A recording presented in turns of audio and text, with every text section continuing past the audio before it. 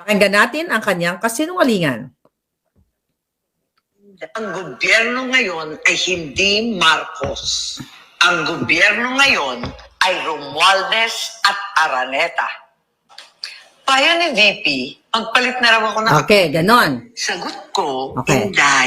hindi ko kailangan magpalit ng apelyido. Marcos ako. I'm Marcos me. ako. Ako ay ako. Ako Ako ay si ay ako. Ivy Marcos. At kapag Marcos ka, hindi ka makikipag-alyansa sa mga politikong nagbintang, nagdiin, at umapi sa iyong pamilya. Hindi mo kakainin na isinuka mo para lamang sa politika. Hindi ganyan ang legasiya ng aking ama. Imported na ang bigas, imported pa ang hustisya, kaya malinaw. Ang gobyerno ngayon ay hindi Marcos. Ang gobyerno ngayon ay Romualdez at Araneta. Kaya tandaan, ako ay ako. I'm me. Ay may isip, ay may salita, ay may gawa. Number 39 yun. sa balota. Number 39 daw. Yun ang catch doon. So ngayon, mga kababayan, itong kanyang pagsasabi na ito, tingnan natin ha. Dali lang.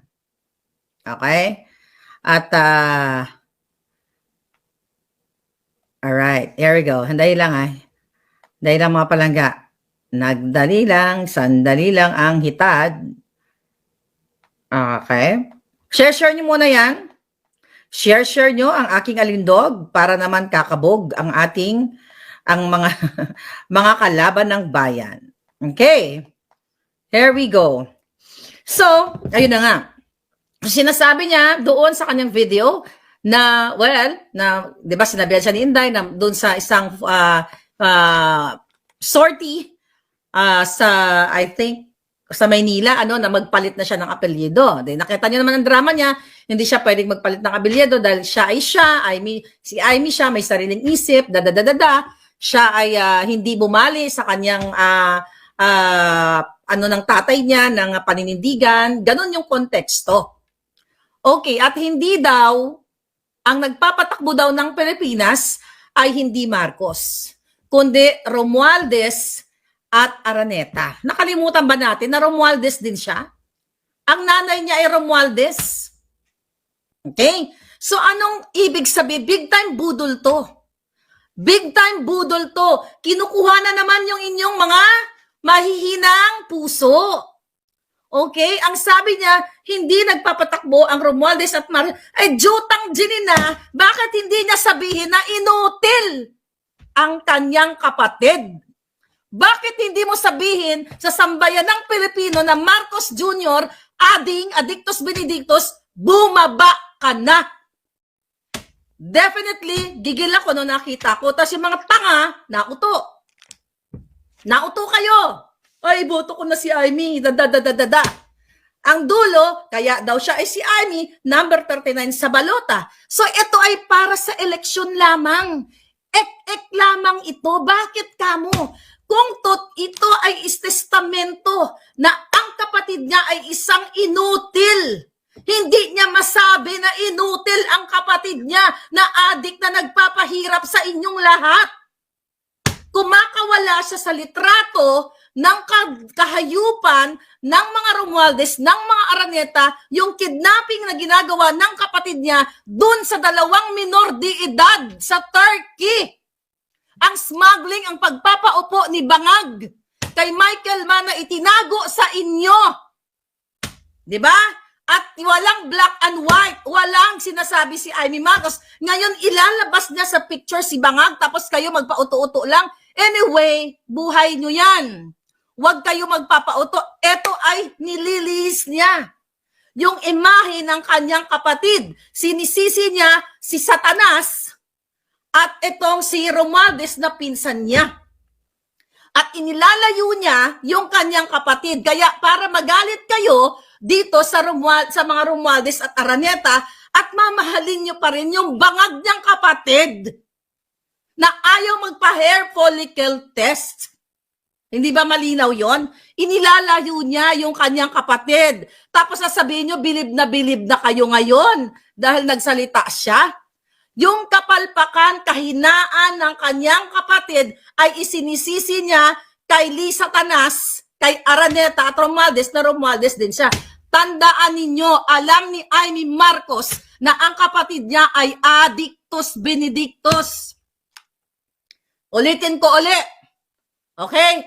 Noong ako ay bago nagsalita na gusto ko pang i-cover up ang kahinaan ni Bangag nung may gustong magsalita na bayaran. 'Di ba? Ano ang sabi ko? Manang, grabe ang nangyayari. Ano ba ito si Lisa Tanas? Maglalabas, may pasabog ito, ay maglalabas itong itong taong ito. Alam niyo na kung sino 'yon. At natatakot ako, baka masira si BBM. 'Di ba? Sabi ko sa inyo. Sabi ko, baka pwede naman bigyan mo ng trabaho ito. May ganun pa ako dahil ang gusto lang naman ito magkaroon ng trabaho. Sabi ko may ilalabas. Anong sabi mo, Amy? Ano yun, Maharlika? Yung pagpapabili ni Lisa, ni Lam, ng singhot, ng pangsinghot? Sabi ko, hindi yon. Huwag tayong maglokohan, Amy. Kung gusto mo, I don't think na mananalo ka. Kung gusto mo, okay?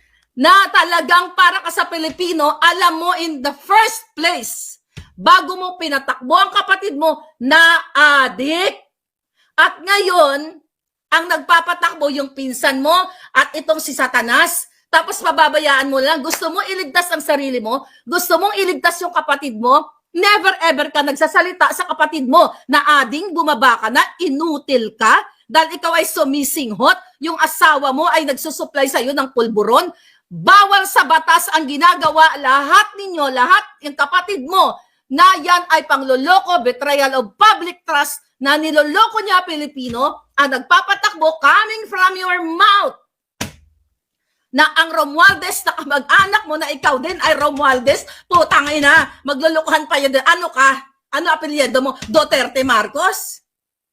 Huwag tayong maglukuhan, mga palangga. Ngayon, for last minute, tinitwist nila yung utak ninyo. Nilalayo niya yung kapatid niya sa mga kapalpakan at sinisisi si Satanas at itong kanyang pinsan. Political yan. Political strategy yan ni Amy ng mangga para linisin ang pangalan ng kanyang pamilya sa oras ng eleksyon.